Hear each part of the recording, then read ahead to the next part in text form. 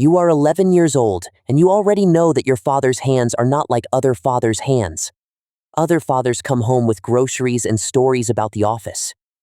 Your father comes home with the silence of a man whose day is not supposed to be described. The calluses on his knuckles are not from tools. He never tells you that. You learn it by watching. There are rules in this house that nobody says out loud. You do not ask what he did today. You do not ask about the people he works for. When the car pulls up at 3 a.m., you do not run to the window. You are employed for your silence. You will see things that would end careers, marriages, lives. You will be trusted with the kind of information that cannot be unlearned. And the more you know, the harder it becomes to leave. The first real threat happens in a parking garage. A figure moves toward the car. You have 1.7 seconds to decide. You step in front. The figure stops, raises a phone. You stay in bed and listen for the deadbolt. Just a fan. Just someone who recognized the license plate. You stand there with your heart in your throat while your principal laughs from the back seat. He does not know what 1.7 seconds feels like. He never will. You do this long enough, and the adrenaline stops feeling like adrenaline. It starts feeling like normal, and that is when they promote you. Not because you are ready, because you stopped being scared. Your mother has been listening for that sound for 17 years. Level 3. Advance, team lead. You no longer follow one person. You design the environment they move through. You arrive 3 days before they do. You walk every corridor. You time every elevator. You check every window that faces the route. You build a bubble of safety that the principal will never see and never thank you for. You spend 48 hours in a city you have never been to, making sure that one person can walk from a car to a room without being touched. She can tell by the weight of his step whether it was a good night or a bad one. You coordinate with local police. You identify choke points. You calculate the distance from every doorway to the nearest exit. And when the principal arrives, he walks past you without a word. That is the measure of success. If he notices you, you failed. The rule at this level is invisible. You stop having your own life. Your calendar belongs to someone else's itinerary. You miss birthdays. A good night means he walks to the kitchen first. You miss funerals. You cancel dates because a principal changed his mind. The people who love you learn to stop planning around you. You learn to stop expecting them to wait. A colleague dies. Not on the job. After. He was good for 14 years. Then he was alone in an apartment with a pension and no one who knew how to talk to him. You attend the funeral standing at the back. A bad night means he goes straight to the study and closes the door. You do not know his family. You know his professional history. You realize that may be the only kind of relationship you will have left. You tell yourself it will be different for you. You take the next promotion. The money becomes real. The access becomes real. The cost becomes something you stop counting. Level 4. Executive Protection Coordinator. You learn to read a man's life in the sound of his shoes on hardwood. You manage a team of 12. You answer to a family office, not a single principal. The person you protect is not a person anymore. It is a bloodline, a trust, a set of assets that need a human shield. The family knows your name. They know your face. They do not know you. You are present at holidays, birthdays, private celebrations. One night the phone rings at 2 a.m. You stand against the wall while they laugh. You are furniture with a heartbeat. The patriarch once told you, you are the most important person in this room who is not in this room. He meant it as a compliment. The rule at this level is legal. You sign agreements that prevent you from writing a memoir, from giving an interview, from ever telling anyone what you saw.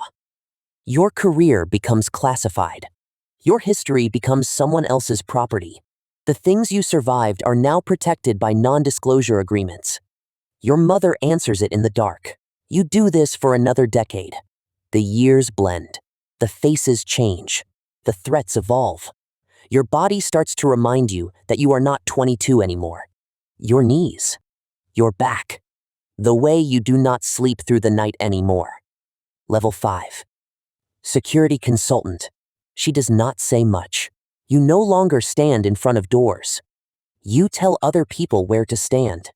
You are paid for your memory, for the 30 years of pattern recognition stored in your nervous system. You are the person the young bodyguards are told to listen to, and you have nothing to say to them that they want to hear. A young agent asks you what the job is really about. You look at him. Clean face. Good posture. When? Which hospital? She hangs up and stands there for a long time before she moves. No scar tissue in his eyes yet. You want to tell him the truth, that he is not signing up to protect people. He is signing up to become invisible. That the better he is at his job, the less the world will know he exists. That his relationships will be built on what he cannot say. That the men he admires most will die alone in apartments with military pensions. You do not say any of that. You tell him to keep his hands up and his eyes moving.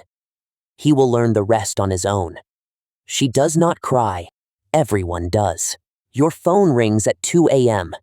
It has been ringing at 2 a.m. for 30 years. You look at it. You think about the young man at the academy who thinks this is about adrenaline, about action, about being the hero. Your hand hovers over the receiver. Somewhere in this city, a 24-year-old is putting on a cheap blazer for his first shift at a club door. She has been ready for this call for 17 years. He thinks this is about standing your ground, about being the one who does not back down.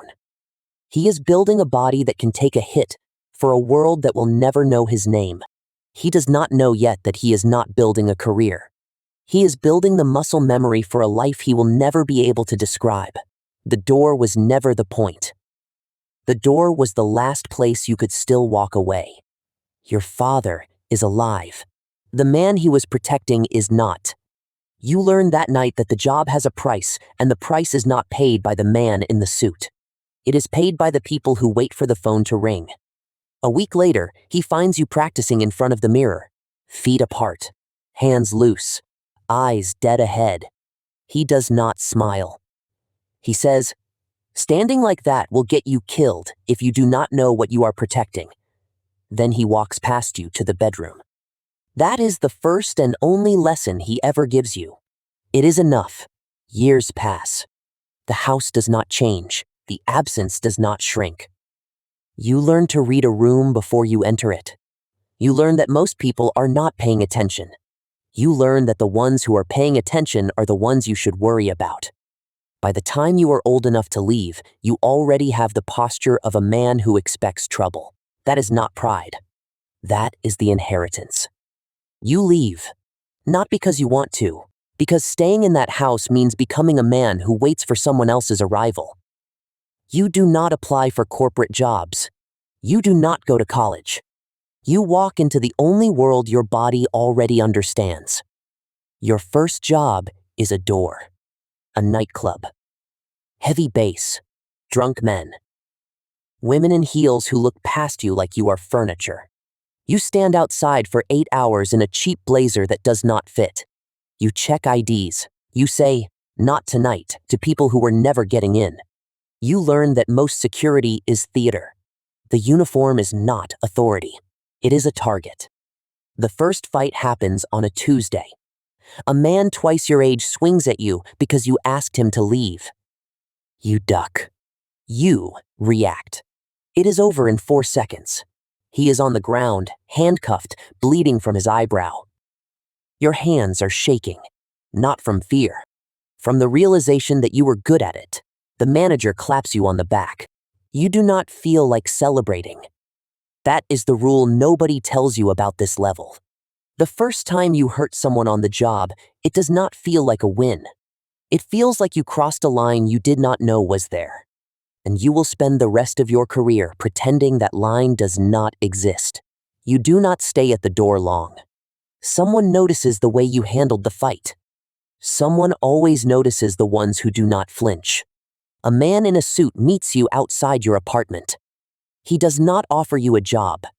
He offers you a file. Level 2. Personal protection detail. Your principal is a businessman who has made enemies in 3 countries. You do not know what he did. You do not ask. Your job is to stand between him and the consequences of his life. The first week, you follow his schedule. The second week, you memorize his habits. By the third week, you know things about him that his wife does not. He is not a bad man. He is not a good man.